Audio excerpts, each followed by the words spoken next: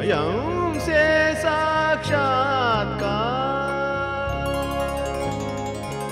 और उसका व्यवहार, और उसका व्यवहार, इसी को कहते हैं अपरोक्षानुभूति, इसी को कहते हैं अपरोक्षानुभूति तथा स्वानुभूति सार, तथा स्वानुभूति सार, तथा स्वानुभूति सार।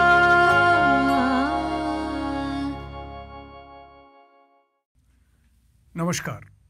स्वयं से साक्षात्कार कार्यक्रम में मैं आप सभी का हार्दिक अभिनंदन करता हूं। जो हमारा पॉइंट ऑफ डिस्कशन था वो था स्वभाव स्वबोध। स्वबोध के बारे में हम पिछली कड़ी में विस्तृत रूप से प्रज्ञान पुरुष की वाणी अनुसार सुन चुके थे। अब आइए हम स्वभाव के बारे में, जिसके साथ हम थोड़ा बहुत परिचित हैं क्योंकि उसी का जीवन में व्यवहार करते हैं, स्वभाव के बारे में देखते हैं कि प्रज्ञान पुरुष क्या कहते हैं। All thesis, doctrinal theory belongs to inner senses. Mind से बनता है, बुद्धि से बनता है, इंटेलेक्चुअल, लेकिन उससे हर चीज का मीमांसा नहीं मिलता है। लेकिन माय में हर चीज का मीमांसा है, क्योंकि that is the source of all, that is the reality of all, the background of all, the substratum of all, the underlying essence of all. तो हर चीज का जो असली परिचय है वो है मैं, और माई का व्यवहार माई द्वारा ही होता है। तो हम छोटा छोटा बात से सबके सामने रखा, लेकिन इसके ऊपर में और भी सवाल भी आ जाएगा, फिर भी इसको जवाब धीरे धीरे और सुनने के बाद ये पक्का बन जाएगा। देखो, एक दिन का खबर खाने से हमारी शरीर का ताकत नहीं बनता है, तो एक दिन में कोई विद्या चर्चा करने से हमारी विद्या पूरा भी नहीं हो सकता है, उसको कंटिन्यू करना पड़ेगा। ये तो हमारी स्वभाव का व्यापार है। स्वबोध स्वभाव द्वारा अपना फायदा उठाते, तो स्वभाव का एक्शन चलता है। ये एक्शन को ख्याल करके चलना, इसके कहता है धर्म। नियमित प्रयास और लगन से एक बड़ा खिलाड़ी, चित्रकार, व्यवसायी बनता है। बीज से फल तक का फासला एक दिन में तय नहीं होता है। आगे कह रहे हैं, यही है हमारा स्वभाव। स्वभाव, स्वयं का भाव, स्वयं से साक्षात्कार की प्रक्रिया का एक महत्वपूर्ण पड़ाव है ये। इस स्वभाव के बारे में भी हमें थोड़ा सा समझना पड़ेगा। एक एक करके प्रज्ञान पुरुष की वाणी को लेकर आगे बढ़ते हैं। अभाव होता है अपन बोध की विस्मृति के फलस्वरूप। अपन बोध रहे तो अभाव नाम की कोई चीज नहीं है, लेकिन अभाव का ज्ञान हमारे अंदर उजागर होता है जब हम अपन बोध, स्वबोध की विस्मृति हो जाती है हमारी। स्वभाव होता है अपन बोध के पूर्ण विकास की वजह से, एवं स्वबोध खेलता है अपन बोध की पूर्णता और पराकाष्ठा में। स्वभाव होता है अपन बोध के पूर्ण विकास की वजह से, स्वयं का भाव पूर्ण रूप से खेलता है जब अपन बोध, निज बोध का विकास बहुत अच्छा हो जाता है। और इसके बाद की स्थिति के बारे में कह रहे हैं, स्वबोध तब खेलता है जब अपन बोध की पूर्णता और पराकाष्ठा होती है। आगे सुनते हैं। बोध का कोई विकार या परिणाम नहीं होता, लेकिन जिसके साथ युक्त होकर, जिसके माध्यम से प्रकाशित होता है, उसी का रूप धारण करके अभिव्यक्त होता है। जिस रंग में ढाल लोगे बोध को, उसी रंग में ढल गया। तो इसीलिए कह रहे हैं, जिसके साथ युक्त होकर, जिसके माध्यम से प्रकाशित होता है, उसी का रूप धारण करके अभिव्यक्त होता है। इसीलिए हम जो स्वभाव में जीवन जीते हैं, स्वबोध को भूल गए हैं। सोचते हैं सब ठीक है, लेकिन ऐसा नहीं है। वो स्वबोध जो है, उसने स्वभाव का रूप या आकार लेकर अपने आप को प्रकाशित कर दिया और हम इसी को ठीक समझ बैठे। सही सिर्फ वही है जब स्वबोध स्वबोध में प्रकाशित होता है, यानी पूर्ण बोध में विराजमान मनुष्य जब कोई भी कर्म या कार्य या कोई प्रवचन कुछ भी देता है तो वो है स्वबोध का खेल। यह केवल बोध की ही विशेषता है, माध्यम की विशेषता नहीं। माध्यम समझता है कि मैं कुछ कर रहा हूं, ऐसा नहीं है। ये केवल बोध की ही विशेषता है। बोध के कारण ही माध्यम जो है वो ऐसा कर पाता है। मन बुद्धि अहंकार चल पा रहे हैं, जो भी कुछ कर पा रहे हैं वो केवल बोध की विशेषता है, माध्यम की नहीं है। मन बुद्धि का कोई भी अपनी उनकी कोई ज्योति नहीं है, वो बोध की ज्योति से, बोध के प्रेजेंस से वो प्रेजेंट हैं। बोध यानी मैं के प्रेजेंस से मेरा प्रेजेंट है, नहीं तो मेरा कभी प्रेजेंट हो ही नहीं सकता है। स्वभाव दोष से अर्थात बुद्धि दोष से एक शुद्ध आत्मा ही जीव रूप से प्रतिभात होती है। फिर बुद्धि की शुद्धि अर्थात विवेक शुद्धि के माध्यम से उसकी शुद्ध बुद्ध मुक्त पूर्ण बोध स्वरूप में स्थिति और प्रतिष्ठा होती है। साफ है, बुद्धि के कारण, बुद्धि के दोष के कारण हमारे अंदर हम स्वभाव की जीवन जीते हैं और जीव रूप से प्रतिभात होते हैं, जिसको प्रज्ञान पुरुष कह रहे हैं एक शुद्ध आत्मा ही जीव रूप से प्रतिभात होता है। फिर बुद्धि की शुद्धि अर्थात विवेक शुद्धि के माध्यम से उसकी बुद्धि शुद्ध बुद्ध मुक्त पूर्ण बोध स्वरूप में स्थिति और प्रतिष्ठा पा जाती है। स्वभाव के अंतर में है स्वबोध, यानी स्वभाव जो है उसके पीछे उसके केंद्र में है स्वबोध।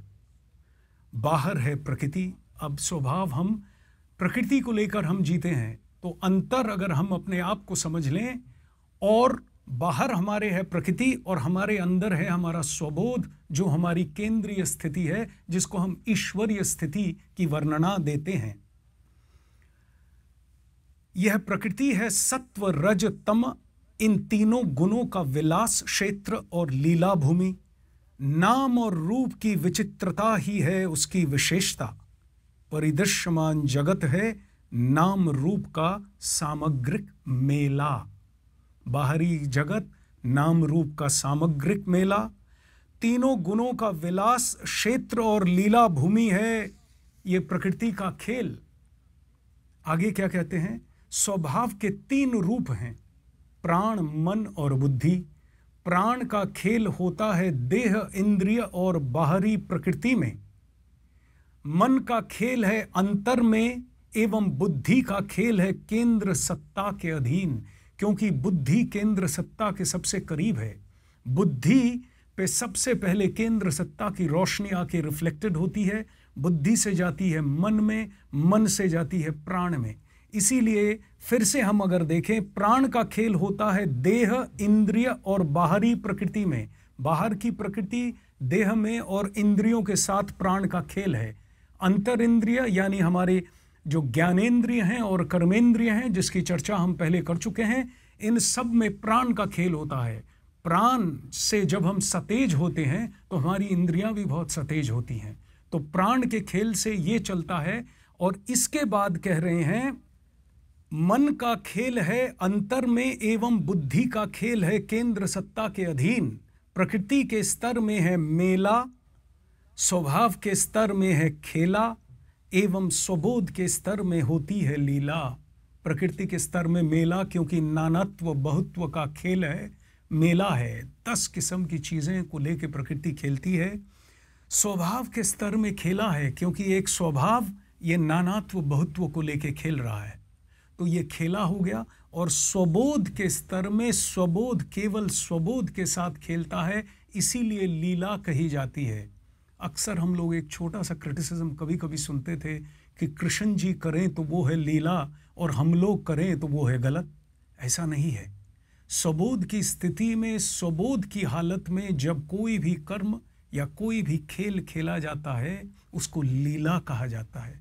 हम लीला समझते नहीं हैं, खेला समझते हैं, मेला समझते हैं। खेला भी कुछ हद तक समझते हैं, लेकिन मेला बहुत हद तक समझते हैं, क्योंकि ये विचित्र प्रकृति को लेके जीवन जीते हैं। इसलिए हमारी समझ के अनुसार हम किसी विज्ञ पुरुष, किसी महापुरुष के जीवन की चर्चा करते हैं, ऐसा शायद ठीक नहीं है। महापुरुष को सुनकर एवं मनन करके, विचार करके अगर हम किसी निष्कर्ष पे पहुंचें तो कभी गलत निष्कर्ष नहीं निकलेगा। प्रकृति के स्तर में है नानात्व बहुत्व, स्वभाव में द्वैत, स्वबोध में अद्वैत, और स्वबोध के तूर्य स्तर में है नित्याद्वैत, भूमा अखंड। ट्रांसेंडेंटल स्टेट में नित्य अद्वैत, भूमा अखंड की बात हो रही है। स्वबोध के क्षेत्र में बोध का प्राधान्य है सर्वोत्तम, और भाव का प्राधान्य नहीं है, और अगर है भी तो वह बोध सापेक्ष है। ये बहुत इंपॉर्टेंट बात है। स्वबोध के क्षेत्र में, यानी हमारे जो अंदर का केंद्रीय जगत है, इस क्षेत्र में हम स्वबोध में विराजमान रहते हैं। स्वबोध का लिंक स्वभाव के साथ जरूर है, लेकिन स्वभाव का प्रभाव स्वबोध पे नगण्य है। अब इस सोच को लेके अगर इस वाणी को पढ़ें, स्वबोध के क्षेत्र में बोध का प्राधान्य है सर्वोत्तम, और भाव का प्राधान्य नहीं है, और अगर है भी तो वह बोध सापेक्ष है, क्योंकि स्वभाव नगण्य है, स्वबोध ही प्रधान है। और तो वो जो स्वभाव है वो बोध सापेक्ष है, यानी बोध की तरफ उसकी दृष्टि कहीं ज्यादा है बनिस्बत की बाहरी प्रकृति की तरफ। स्वभाव के क्षेत्र में भाव का प्राधान्य है सर्वाधिक, एवं बोध का प्राधान्य अपेक्षाकृत कम है। जैसे ही हम स्वभाव की स्थिति में आ गए, हमारे जीव भाव में आ गए, तो मन बुद्धि अहंकार के अंदर भाव का प्राधान्य है, बोध का नहीं है। पीछे बोध से, जहां से हमें सब कुछ मिल रहा है, जिसकी वजह से ये भाव फंक्शनल है, वो भूल जाता है कि बोध का प्राधान्य होना चाहिए मैक्सिमम। वो बाहरी चीज़ों में जो क्षणभंगुर हैं, जो क्षणिक हैं, आज हैं कल नहीं है, उन चीज़ों में लग जाता है और लग के दुख भोगता है, परेशान रहता है। तो बोध की तरफ अगर वो नज़र दौड़ाए, जिसमें कभी भी कोई उतार चढ़ाव बदलाव नहीं आता है। हमारा समय समाप्त हो चला है, तो हमें ये स्वभाव स्वबोध की कड़ी फिलहाल यहीं रोकनी पड़ेगी। अगले हफ्ते हम फिर स्वभाव स्वबोध को लेके वापस आएंगे। आइए सुनते हैं केदार नारायण बोडास जी से एक उद्गत भजन। स्वबोध में सबके हृदय में खेलते हो गुरु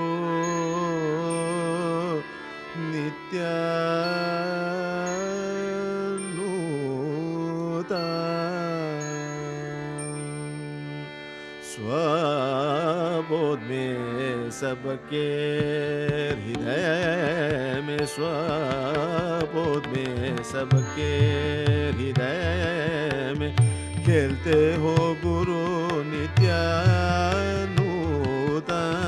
खेलते हो गुरु नित्यानूतन। परमहंस हंस परम तू ही स्वानुभव देवा स्वयं। परमहंस हंस परम तू ही स्वानुभव देवा स्वयं। स्वबोध में सबके हृदय में खेलते हो गुरु नित्यानूतन। स्वबोध में सबके हृदय में तू ही ब्रह्मा विष्णु शिव सर्व जीव सर्व देव। तू ही ब्रह्मा विष्णु शिव सर्व जीव सर्व देव। लीला तव अभिनव, लीला तव अभिनव अस्ति भाति प्रियं। स्वबोध में सबके हृदय में खेलते हो गुरु नित्यानूतन स्वबोध में सबके हृदय में।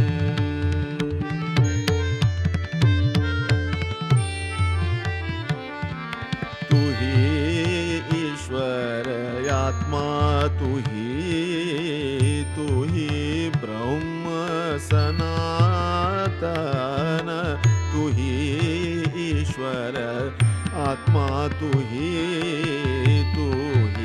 ब्रह्म सनातन, निर्गुण गुणी अंतर्यामी, निर्गुण गुणी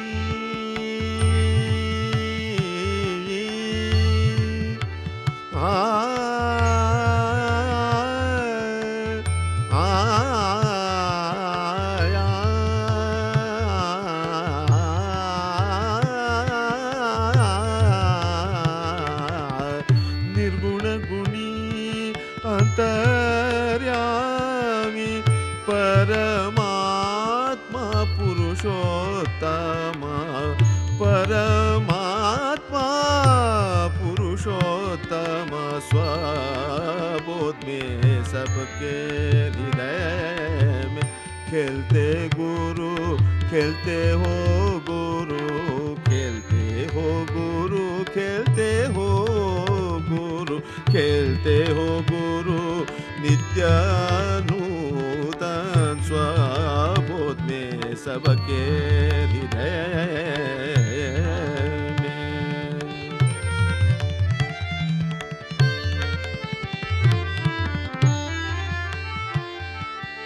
सच्चिदानंद स्वरूप तव, सच्चिदानंद स्वरूप तव, स्वयं प्रकाश स्वयं प्रभ, प्रज्ञा विद्या स्वज्ञा, तू ही प्रज्ञा विद्या स्वज्ञा, तू ही सदा सदी लक्षण, सगुण निर्गुण स्वभाव तव, द्वैत अद्वैत साध्य साधन, कारण कार्य विभूति तव, तत्वबोध में सर्व सम स्वबोध में सबके हृदय में, सबके हृदय में खेलते हो गुरु, गुरु गुरु गुरु गुरु गुरु स्वबोध में सबके हृदय में। खेलते हो गुरु नित्यानूतन स्वबोध में सबके हृदय में।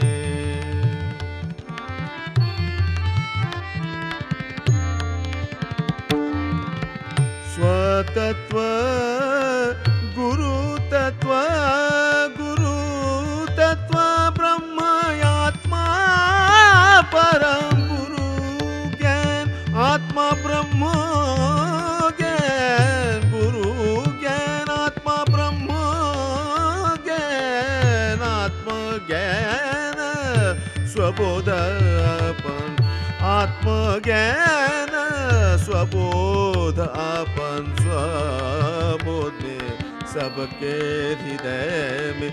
खेलते हो गुरु नित्यानूतन